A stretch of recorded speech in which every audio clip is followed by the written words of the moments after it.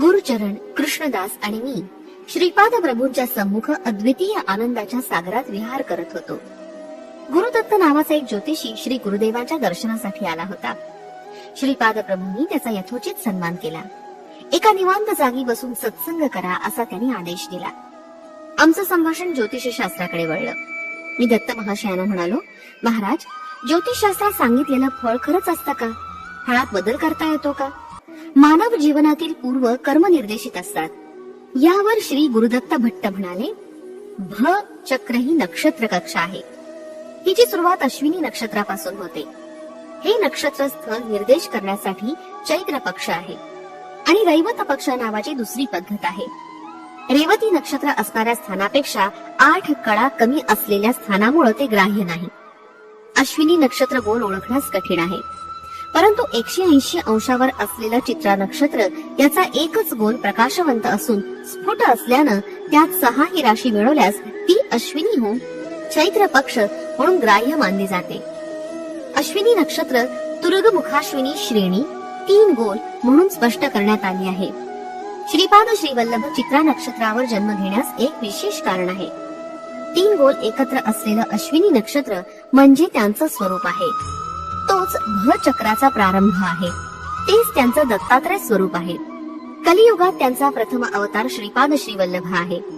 हा अश्विनी नक्षत्राच्या सरळ रेषेत 180 अंशावर असलेलं चित्रा नक्षत्र त्यांचं जन्म नक्षत्र आहे. या अश्विनी नक्षत्रांच्या सरळ रेषेत 180 अंशावर असलेलं चित्रा नक्षत्र त्यांचं जन्म नक्षत्र आहे. 180 अंश दूर असणारं कोणतंही नक्षत्र किंवा कोणताही ग्रह शक्ती केंद्रित करण्याचं कार्य करतो. मनुष्य त्याचे पूर्वजन्म कृत प्रारब्ध गणितानं योग्य अशा ग्रहसंपुटीनं जन्माला येतो. ग्रह मानवावर द्वेष भावना अथवा प्रेम भावना ठेवत नाही. त्या ग्रहातून निर्माण झालेल्या विविध किरणांनी, विविध स्पंदनानं त्या त्या काळी, त्या प्रदेशात, त्या विशिष्ट जीवांना इष्टानिष्ट फल मिळतात. अनिष्ट फळाच्या परिणामापासून दूर जाण्यास आपणास त्या किरणांना आणि स्पंदनांना दूर करावं लागतं. हे आपण मंत्रतंत्रानं, ध्यानानं, प्रार्थनेनं आणि योग शक्तीच्या सहाय्यानं साध्य करू शकतो. पूर्वजन्म कर्म अत्यंत प्रबळ असेल तर वरील विधानं काही करू शकत नाही. अशा परिस्थितीत श्रीपाद प्रभूच आपली भाग्यरेषा बदलून टाकू शकतात. याप्रमाणे आपली भाग्यरेखा बदलून घेण्यासाठी आपणाकडून दुसऱ्यासाठी काही ना काही चांगलं काम होणं आवश्यक आहे. सर्वसाधारण परिस्थितीत हे साधणं कठीण आहे. सृष्टीच्या कार्यकलापात किंवा कर्मदेवतेच्या कार्यकलापात श्रीपाद प्रभू अनावश्यक दखल देत नाही. भक्तांची तीव्रता श्रीपाद प्रभूला हलवून सोडते आणि योग्य उपाय सांगण्यास प्रेरित करते. श्रीपादांच्या हृदयातून उमटणारा प्रेम, करुणा यांच्या महाप्रभावामुळे कर्मदेवतेची शक्ती निस्तेज होऊन जाते. कर्माचं रूप जड असतं. श्रीपाद प्रभू हे चैतन्य स्वरूप आहे. योग्य वेळी प्रकट होऊन आपल्या चैतन्य शक्तीची समर्थता ते प्रदर्शित करतात. हा त्यांचा अत्यंत सहज भाव आहे. मी म्हणजे गुरुदत्त भट्ट अज्ञानी दशेत ज्योतिष शास्त्रातील महापंडित समजत होतो. मी कर्नाटक प्रदेशातून आलेला, त्यामुळे मला तेलुगू भाषा अस्खलितपणे बोलता येत नसे. संस्कृत भाषा मात्र चांगली येत असे. माझ्या भाग्यानंच मला पीठिकापुरमला जाण्याची संधी प्राप्त झाली. श्रीपाद श्रीवल्लभांबद्दल मी अनेक गोष्टी करोडोपकरणी ऐकल्या होत्या. माझं कुलदैवत श्री दत्तात्रेय प्रभूच आहेत. मी पादव्या क्षेत्र असलेल्या पीठिकापुरम मधील कुक्कुटेश्वर देवालयाच्या दर्शनार्थ आलो होतो. भक्ती आणि श्रद्धायुक्त अंतःकरणानं मी देवतेचं दर्शन घेतलं. मी ध्यानात बसलो असताना माझी अंतःवाणी स्पष्टपणे म्हणाली, अरे मूर्खा, तुला मरून किती दिवस झाले? तू माझा भक्त असं सांगून माझी आरती करून माझ्या पायावर डोकं ठेवत आहेस. पाद गेला माझ्या पायावर डोकं ठेवून नवस पूर्ण करणार आहेस का? माझ्या पायावर डोकं आपटून माझं रक्त आटवणार आहेस? असे शब्द मला वारंवार ऐकू येऊ लागले. मी ज्योतिष पंडित असं गृहीत धरून माझी जन्मपत्रिका बनवली होती. त्या पत्रिकेनुसार मी ज्या दिवशी ह्या शरीराचा त्याग करणार त्या दिवशी पादगया क्षेत्री असलेल्या दत्तप्रभू सन्मुख असेल. मी माझ्या नाडी स्पंदनाला पाहिलं. नाडी चालत नव्हती. हृदयावर हात ठेवून पाहिलं, ते सुद्धा बंद होतं. मी माझा चेहरा आरशात पाहिला. माझ्या चेहऱ्यावर जीवनकळा जाऊन प्रेतकळा आली होती. मी हसत हसत आरशात पाहिला तर माझं मुख अजूनच भयानक दिसू लागलं. मला गर्व करण्यासारखं काय उरलं होतं? विकृत अशा प्रेतकळेनं मेलेला माणूस पिशाच तत्वानं युक्त होऊन हसत असल्यासारखा मला वाटला. स्वयंभू दत्तात्रेयाच्या देवळातील पुजारी त्याचं सूक्ष्म शरीर मी पाहिलं. त्याचे सूक्ष्म विकार अत्यंत कलेने युक्त असे दिसले. माझ्यातील कोपऱ्यात दडून बसलेला विवेक जागा झाला. श्रीपाद श्रीवल्लभांचं दर्शन झाल्याशिवाय आपलं दुर्भाग्य संपणार नाही असं मला वाटलं. देवता आनंद स्वरूपात असतात, ते आनंदाच्या उच्च स्थितीत असतात. माझी स्थिती फार दुःखदायक होती. माझा जीव अतिशय दुःखी होता. आत्मा शरीराला सोडून गेल्यावर देहाच्या सर्व बाधा संपतात. माझा आत्मा अजून शरीर सोडून गेला नव्हता. जिवंत असल्याप्रमाणे निर्बंध स्थितीत हृदय स्पंदनांना शरीरात भरून श्री गुरुदेवांनी मला एक अनामिक अवस्था प्रदान केली होती. अत्यंत निकृष्ट आणि पापी लोकांचं बोलणं ऐकून मी कसा फसलो होतो याची मला जाणीव झाली. पाषाण रूपातील स्वयंभू दत्तात्रेयाच्या मूर्तीनं घंडीकोट यांच्या घरी जन्म घेतला होता. पाषाणाच्या मूर्तीला नाडीस्पंदन हृदयस्पंदन कुठं असतं? श्रीपादाला नाडीस्पंदन आणि हृदयस्पंदन आहे ना. महालया अमावस्येच्या दिवशी पितृदेवतांचा परम पवित्र दिवस असतो. त्या दिवशी कोणीतरी अवधूत येऊन भिक्षा स्वीकारून जातो. तेच दत्तात्रेय असतात असं तेथील लोकांचं मत आहे. श्रीपाद महाप्रभूच मल्हादींच्या मेहुळ्यांच्या रूपात जन्मास आले हे केवढं आश्चर्य! काय ही वंचना! असं निकृष्ट बोल ऐकून मी स्तब्धच झालो. त्या निकृष्ट व्यक्तीचे बोलणे यथार्थ समजून मी रत्नतुल्य श्रीपाद प्रभूंना अंतरलो असा मला मनापासून पश्चाताप झाला. मी तत्काळ श्रीपाद प्रभूंच्या घरी धावतच गेलो. 10 वर्षाचं वय असलेले श्रीपाद प्रभू अंगणात आले. ते गुरुदत्त भट्टाला पाहून म्हणाले, ये रे ये मूर्खा, जिवंत असल्याचं नाटक करतोस. मृतवत असलेल्या तुझ्यासारख्या मानवरूप पिशाचाला सद्गती माझ्या कृपेनच प्राप्त होऊ शकते.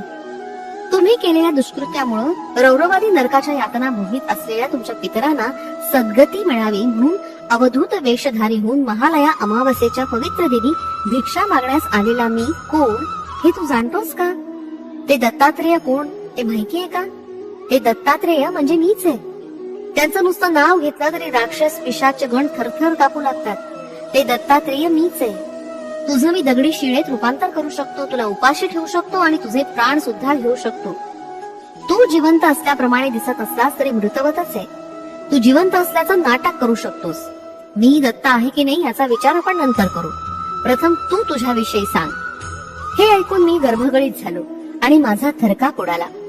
इतक्यात सुमती महाराणी अंगणात आल्या आणि त्या म्हणाल्या, कृष्णा, कन्हैया, हा प्रेत काळा असलेला अघोरी माणूस कोण आहे? तू आत ये पाहू, तुझी दृष्ट काढते.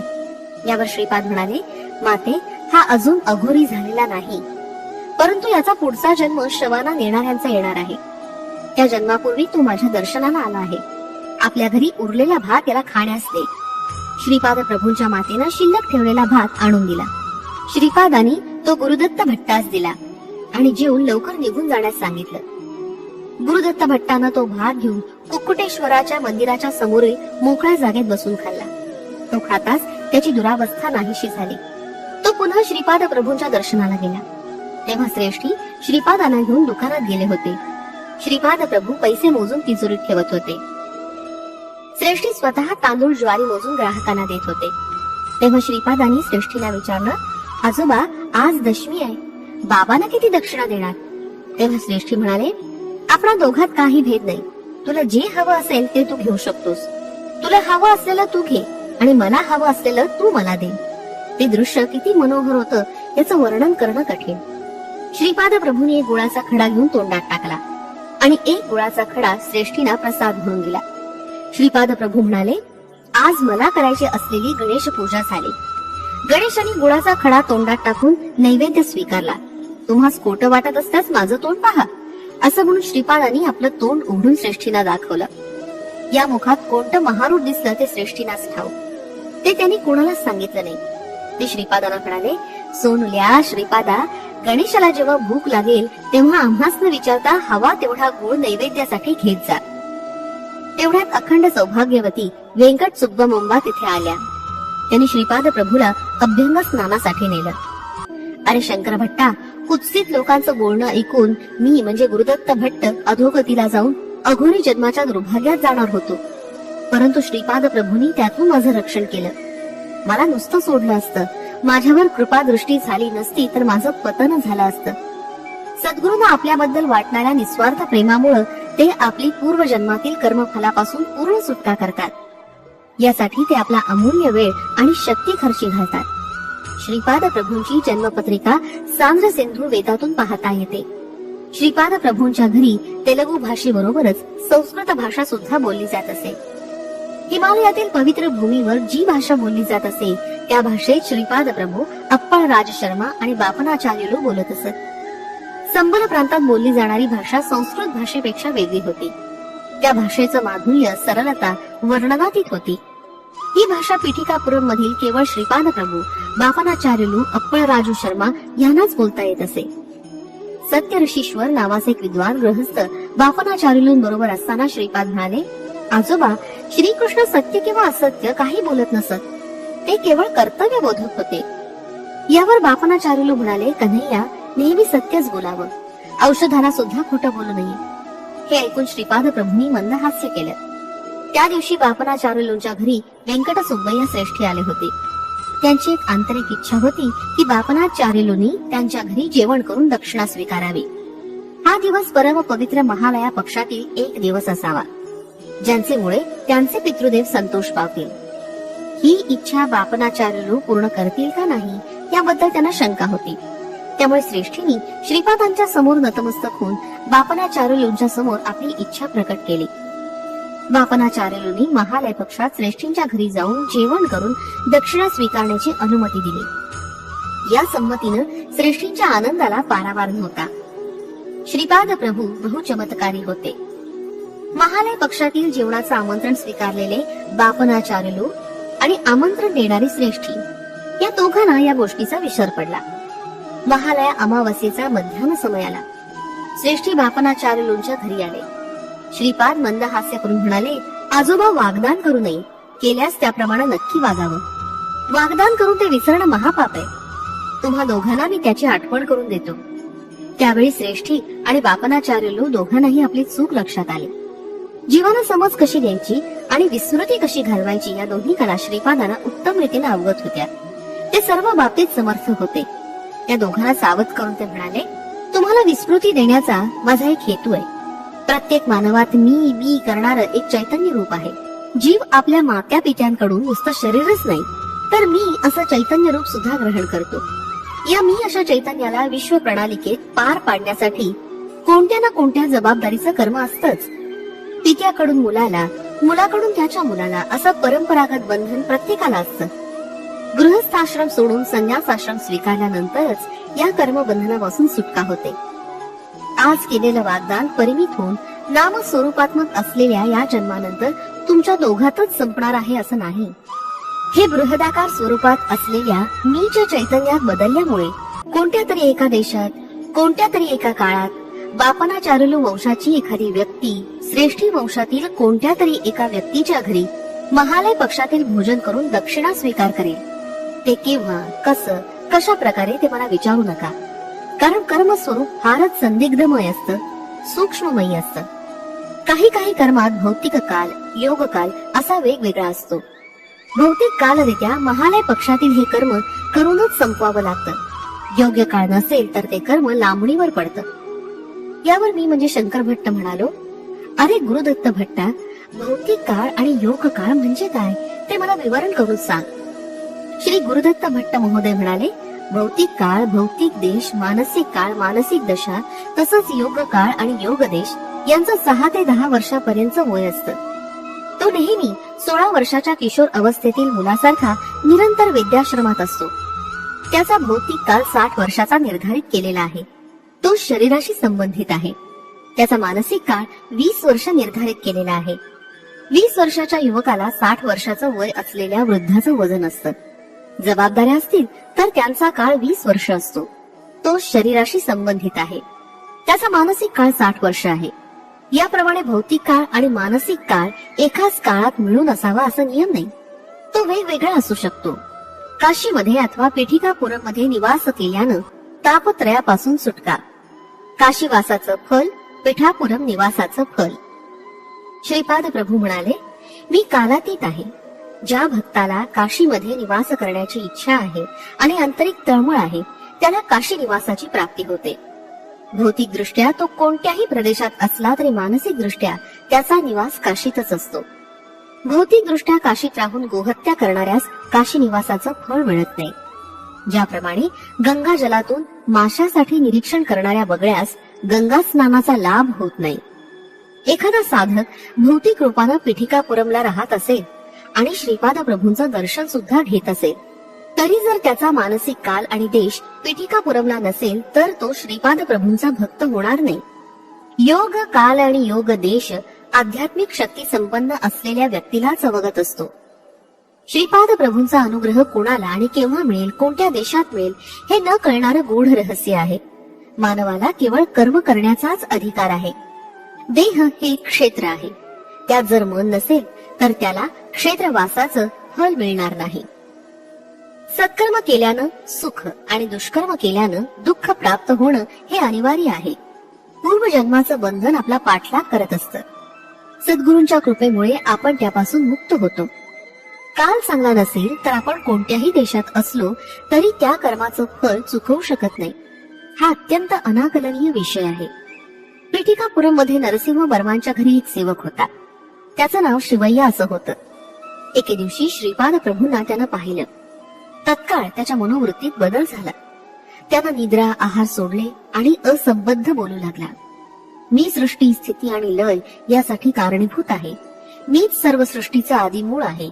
ही सृष्टी माझ्यापासूनच उत्पन्न झाली आहे. माझ्यामुळेच वाढणार असून माझ्यातच लय पावणार आहे. नरसिंह वर्माला शिवय्याची अत्यंत दया आली. त्यांनी श्रीपादांना शिवय्याचं रक्षण करण्याची विनंती केली. श्रीपाद प्रभू शिवय्या स्मशानात घेऊन गेले. त्यांच्या बरोबर नरसिंह वर्मा सुद्धा होते. औदुंबराच्या झाडाची वाळलेली फांदी स्मशानात ठेवून शिवय्याच्या हातून त्याचं दहन करवलं.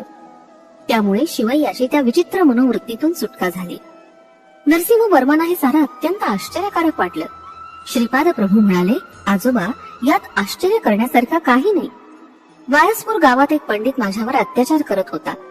तो वारंवार असं म्हणे की वेद स्वरूप असलेला परमेश्वर कुठं आणि हा लहान वयाचा श्रीपाद कुठं. तो सृष्टी स्थिती लयाचा कारक आहे म्हणे.